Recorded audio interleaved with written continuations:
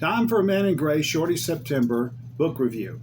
The Saga of Gunnlaug Serpent, translated from Icelandic by Katrina Atwood, was published by Penguin Books in 2015. It's 53 pages. This is part of the Penguin Littleback Classics book series. The Icelanders began writing down their sagas around 1000 AD, which is about the time that Christianity was adopted as the dominant religion in Iceland. This particular saga, though, is a late one. It was written somewhere around 1300, but it's set 300 years earlier. And it's basically the story of a love triangle. A Viking named Thorstein has a dream which he relates to one of his friends. In the dream, a beautiful swan lands on the top of Thorstein's house, and then two eagles fly in from two different directions and begin fighting over the swan, and the eagles wind up killing each other. And then a hawk flies in from another direction, lands on the roof, and comforts the swan. Well, the friend of Thorstein tells him this means that his wife is going to give birth to a beautiful daughter, and two Viking warriors are going to fight to the death over her, and then a third Viking is going to swoop in and win her hand. Well, Thorstein is upset by this interpretation of the dream, so he tells his pregnant wife that if she gives birth to a daughter, she must leave the daughter out in the open to die of exposure. And then he conveniently goes off on a business trip.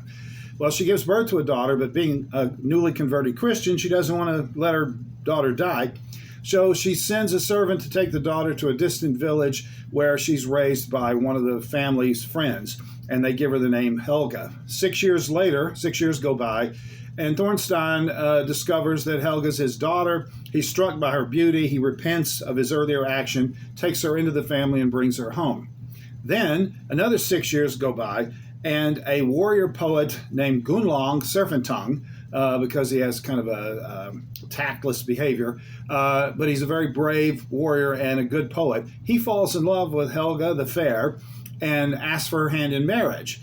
But Thorstein doesn't want to give away his daughter yet, because Gunnlaug has already said he wants to travel around Scandinavia and have adventures first. So he makes Gunnlaug wait for 3 years. And so during that 3 years, he's off traveling and fighting battles and duels and writing a lot of poetry. While that's going on, another warrior poet, Raffen, also falls in love with Helga and starts pressuring Thorstein to let him marry her. And he says, you'll have to wait after the 3 years. If Gunnlaug doesn't show up in 3 years, then you can marry her. Well, Gunnlaug gets tied up in a battle. He's aligned himself with the King of England, and they're fighting a battle, and he can't get away in time. And so by the time he gets back to Iceland, Raffen has already married Helga, but Helga doesn't really like him. And so Gunnlaug eventually challenges him to a duel, and so the prophecy starts to unwind just like the dream predicted.